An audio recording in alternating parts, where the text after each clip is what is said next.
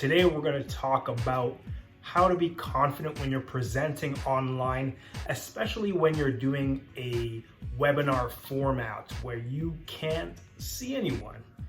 What do you do when you can't see someone that you're presenting to? How do you know their reactions? How can you gauge if they're even interested in your talk? That's what we're going to talk about today. Now, before we start, make sure you like and subscribe to the channel for ongoing tips that are going to help you to become a better speaker and presenter every single day. Now, when it comes to feeling confident when presenting online, when you can't see anyone, whether it's a webinar or you're doing something pre-recorded, it's important to know that you have to do things a little bit differently than if you were in person. You probably know that already, but what you're going to pick up today is 5 tips that are going to help you to come across more confident, even if you can't see the person you're speaking to. I know it's an unnatural feeling to give a presentation to someone when you can't see their reactions. You can't really interact in the normal, typical fashion. But these 5 tips are going to help you feel more confident when you are giving a presentation online, but you can't see the people that you're presenting to. Tip number 1, practice in front of a computer or the screen you're going to be presenting in front of. It's one thing to rehearse your speech in front of people, but you should always try to mimic the environment that you're going to be presenting in as much as possible. So set up your webcam as if you're going to present. Even open up, I think QuickTime is the main app on your Apple product, but some type of recording software so you can actually practice the way you're going to be presenting. So practice actually being in front of a computer.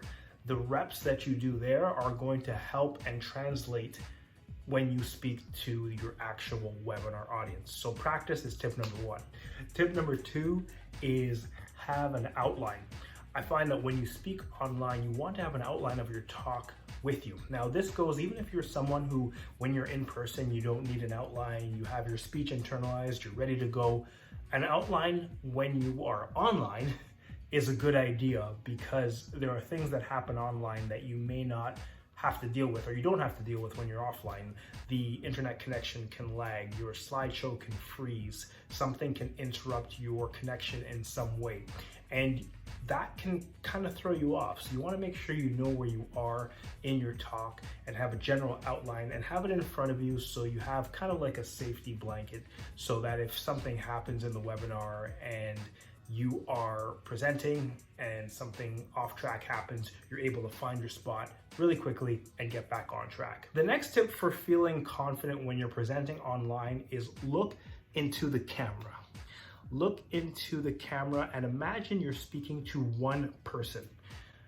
It can be overwhelming if there's an audience on your broadcast of 20, 30, 100, or hundreds of people, and you don't want to think of it as presenting to a wide crowd. Think of it as having a personal conversation with one person as you look into the camera. That just gives you a sense of confidence, as if you're just sitting down and having a coffee or a conversation with one person, and it makes you feel more confident and you don't feel like you have to broadcast to a wide array of people. You're just talking to one person. Let me know in the comments below. We're in a world now where there's a lot more online presentations than ever before.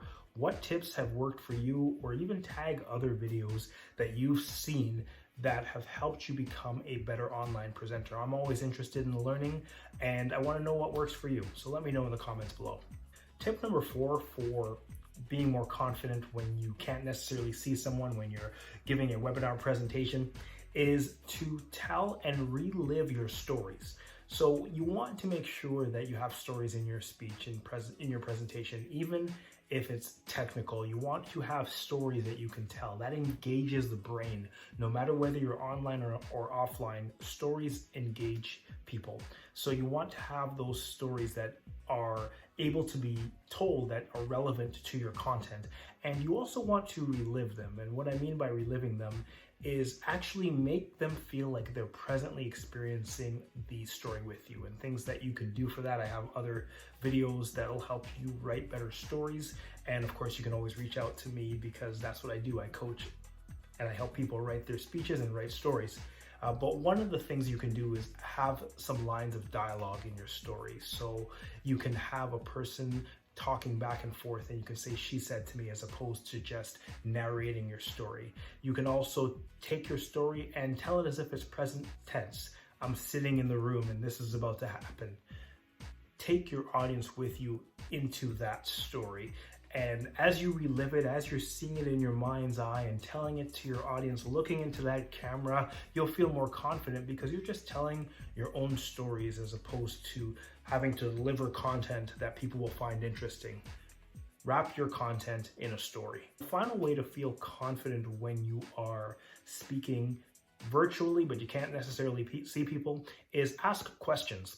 A lot of times people, when they go off camera, they'll still be confident enough, or they'll feel that it's okay to type in some questions or type in answers to your question. They may not want to appear on camera and answer your question, but a lot of people feel more confident typing it in. So at least you know you'll get some engagement that way. So ask a question and they can just type in their response, and what that will do for you, it will let you know that people are paying attention, people are engaging with your content, and then it turns it once again into a conversation.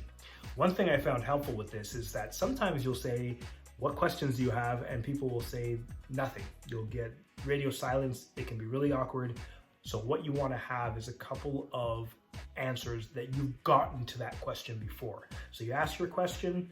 If nobody answers, you say, "Well, one of the answers that I've seen a lot in past presentations is," and then you give the answer. So you're still keeping the conversation going, even if people refuse to participate, even at a typing your question in. So there you go. Remember these 5 tips if you want to feel more confident, whether you are giving a presentation where you can see someone, or if you're giving a presentation when you cannot see someone. You do these 5 things and look for other videos that I have for giving Zoom or online presentations, and you'll be more confident even in this new world, or this world of doing virtual presentations. You can feel confident as if you were in person as well. If these tips were helpful to you, make sure you like and subscribe to the channel, and also go to 52publicspeakingtips.com. Link is below. Make sure you sign up for that. You'll get ongoing tips that will help you to improve as a speaker, as a communicator, and as a presenter. And of course, if you like this video, make sure you watch these other videos and subscribe for ongoing help to make sure that you become the best speaker you can possibly be.